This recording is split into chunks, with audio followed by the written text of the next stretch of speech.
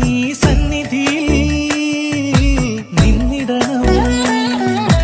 ഭരതനെ ലക്ഷ്മണനെ തൊഴുതു വന്നങ്ങകലെ പായമ്മൽ കാവിലും പോന്നിടണേ.